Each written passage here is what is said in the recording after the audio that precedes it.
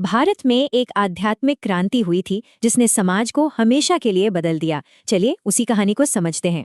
उस दौर का सबसे बड़ा सवाल यही था और इसी के जवाब ने धार्मिक सोच में एक बहुत बड़ा बदलाव ला दिया।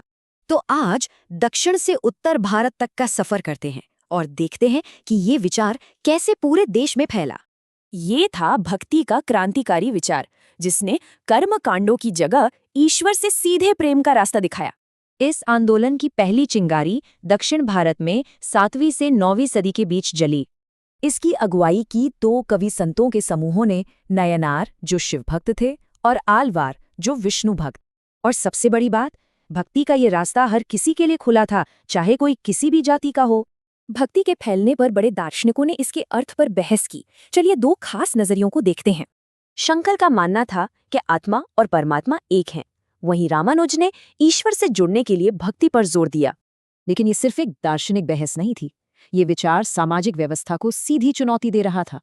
कर्नाटक में बसवन्ना ने इस विचार को और आगे बढ़ाया। उन्होंने जाति और लिंग के भेदभाव का खुलकर विरोध किया। उन्होंने अमीरों के बनाए भव्य मंदिरों पर सवाल उठाया और पूछा कि एक गरीब इंसान ईश्वर को कैसे पाए।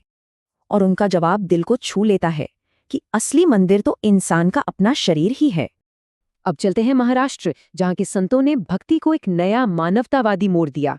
उनके अभंग यानी भक्ति गीत सीधे सीधे जाति व्यवस्था के अन्याय और दर्द को आवाज देते थे।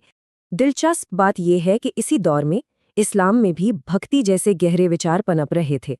ये थे सूफी संत, जो बाहरी कर्मकांडों से ज्यादा ईश्वर से प्रेम और सीधे जुड़ाव को मानते थे। मतलब रास्ते अलग थे पर मंजिल एक ही थी, प्रेम से ईश्वर को पाना। भजन हो या जिक्र, सार एक था।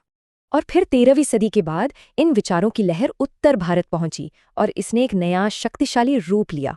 यहाँ कबीर, गुरु नानक और मीराबाई जैसी हस्तियों ने ऐसी विरासत बनाई जो आज भी लाखों लोगों को प्रेरणा देती है। अब ग्रंथों का गहरा ज्ञान सिर्फ संस्कृत तक सीमित नहीं था, बल्कि आम लोगों की अपनी भाषा में पहुंच रहा था। इस आंदोलन का जवाब आज भी गूंजता है कि जब भक्ति दिल में हो तो क्या कोई दीवार मायने रखते हैं।